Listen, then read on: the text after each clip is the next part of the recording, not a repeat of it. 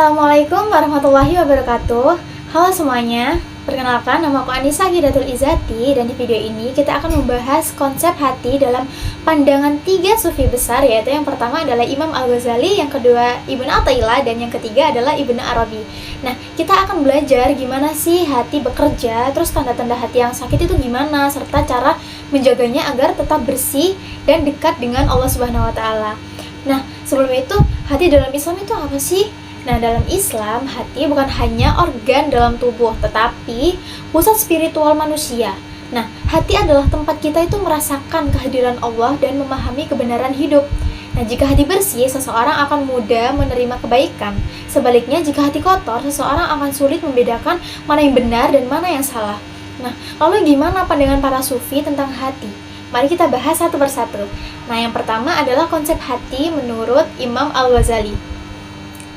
Nah, menurut Imam Al-Ghazali, hati adalah pusat kendali manusia. Nah, ia itu menentukan apakah apakah seseorang akan berbuat baik atau buruk. Nah, jika hati bersih, maka perilaku juga baik. Nah, jika hati kotor, maka seseorang itu akan cenderung melakukan kejahatan. Nah, 4 unsur dalam hati menurut Imam Al-Ghazali, yaitu yang pertama adalah Robbaniyah, yang dimana Robbaniyah ini merupakan sifat kebaikan yang berasal dari Allah, seperti kasih sayang dan keadilan. Nah, yang kedua adalah Syaitaniyah. Syaitaniyah adalah unsur dalam hati yang membawa sifat egois, serakah, pendendam, serta mudah tergoda untuk berbuat dosa dan maksiat. Nah, yang ketiga adalah Sabaiyah. Sabaiyah adalah unsur dalam hati yang mendorong amarah, agresi, kecenderungan untuk mendominasi, dan keinginan untuk melakukan kekerasan. Nah, yang keempat adalah Bahiniyah. Bahiniyah adalah unsur dalam hati yang mendorong manusia untuk hidup dalam kesenangan duniawi semata, seperti rakus terhadap makanan, minuman, harta, dan kemewahan. Nah, gimana sih cara membersihkan hati dari ketiga unsur hati, Syaitaniyah, Sabaiyah, dan Bahiniyah? Nah, untuk mengendalikan Syaitaniyah, yaitu dengan berzikir dan menjauhi godaan dosa. Lalu untuk mengendalikan Sabaiyah, yaitu dengan bersabar dan mengendalikan emosi. Lalu untuk mengendalikan Bahiniyah dengan hidup sederhana dan berpuasa. Nah, yang kedua adalah konsep hati menurut Ibnu Athaillah. Nah, Ibnu Athaillah dalam kitabnya Fusus Al-Hikam menggambarkan hati sebagai cermin. Nah, jika cermin itu bersih, ia bisa memantulkan cahaya dengan jelas. Nah, jika cermin kotor, ia akan buram dan sulit untuk melihat kebenaran. Nah, tanda-tanda hati yang sakit menurut Ibnu Athaillah, yaitu yang pertama adalah hati yang gelap. Nah, Ibnu Athaillah menggambarkan hati itu kan seperti cermin. Nah, jika hati bersih, yaitu akan memantulkan cahaya ilahi dengan sempurna. Sebaliknya, jika hati tertutup oleh dosa dan cinta duniawi, maka hati akan menjadi buram dan tidak bisa menerima cahaya petunjuk. Lalu yang kedua adalah hati yang mati. Nah, hati yang mati adalah hati yang tidak peka terhadap kebenaran, yaitu tidak merasa bersalah saat berbuat dosa dan tidak memiliki keinginan untuk beribadah dan kehilangan rasa cintanya kepada Allah Subhanahu wa Ta'ala. Lalu yang ketiga adalah hati yang buta. Nah, Ibnu Athaillah menyebutkan dalam kitab Fusus Al-Hikam bahwa salah satu tanda hati yang sakit adalah tidak bisa membedakan antara kebaikan dan keburukan.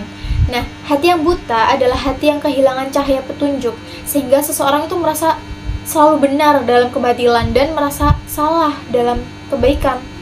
Nah, gimana sih cara menyembuhkan hati yang sakit? Itu yang pertama adalah berzikir dan membaca Al-Quran. Lalu yang kedua, mengurangi kecintaan terhadap dunia yang berlebihan. Lalu yang ketiga, sering mengintrospeksi diri dengan bertanya, apakah aku itu semakin dekat dengan Allah atau semakin jauh sih? Nah, lalu yang keempat adalah mencari lingkungan yang baik agar seseorang selalu dikelilingi oleh orang-orang yang mengingatkan kepada Allah. Nah, dengan hati yang bersih, seseorang itu akan lebih mudah menerima hidayah dari Allah Subhanahu wa Ta'ala. Lalu yang ketiga adalah konsep hati menurut Ibnu Arabi. Nah, Ibnu Arabi merupakan sufi besar dalam tradisi Islam yang mengajarkan bahwa hati adalah wadah cahaya ilahi. Namun hati bisa menjadi gelap jika terkontaminasi oleh duniawi, hawa nafsu, dan kejahatan. Oleh karena itu, seseorang harus menjaga hatinya agar tetap bersih dan berada dalam kondisi yang baik.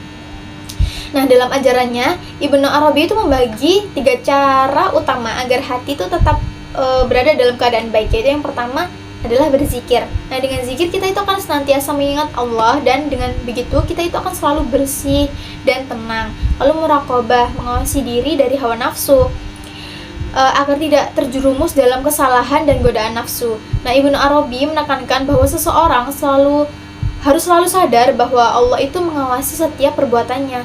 Nah, kenapa sih muraqabah itu penting?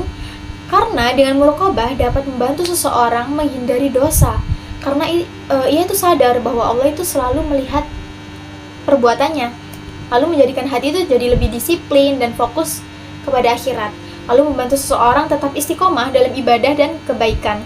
Lalu yang ketiga adalah tawakal, yaitu menyerahkan segala urusan kepada Allah Subhanahu wa taala. Nah, menurut Ibnu Arabi, hati yang baik adalah hati yang tidak dipenuhi oleh kekhawatiran dunia, melainkan bersandar sepenuhnya kepada Allah Subhanahu wa taala. Nah, kenapa sih tawakal itu penting? Tawakal itu penting karena dengan tawakal itu dapat menjaga hati dari kecemasan yang berlebihan terhadap dunia, terus menjadikan hati itu lebih tenang dan damai, lalu membantu seseorang itu tetap bersyukur dan menerima takdir dari Allah. Nah, jika ketiga hal tersebut itu diamalkan dengan baik, hati itu akan selalu damai dan dekat dengan Allah Subhanahu wa taala. Jadi kesimpulannya adalah konsep hati menurut para sufi mengajarkan bahwa hati adalah pusat kehidupan spiritual manusia. Nah, Al-Ghazali itu mengajarkan kan bahwa hati itu memiliki unsur baik dan buruk sehingga harus dijaga. Lalu Ibnu Athaillah kan menekankan bahwa hati itu bisa sakit dan harus disembuhkan dengan zikir dan introspeksi diri. Lalu Ibnu Arabi mengajarkan bahwa hati itu harus dijaga dengan zikir, muraqabah, dan tawakal. Nah, jika kita selalu menjaga hati dengan baik, hati kita akan menjadi bersih, tenang, dan selalu dalam bimbingan Allah Subhanahu wa taala. Nah, semoga kita selalu mengamalkan ilmu ini dan memiliki hati yang bersih. Semoga apa yang saya sampaikan juga bisa bermanfaat untuk kita semua. Sekian yang bisa saya sampaikan. Wassalamualaikum warahmatullahi wabarakatuh.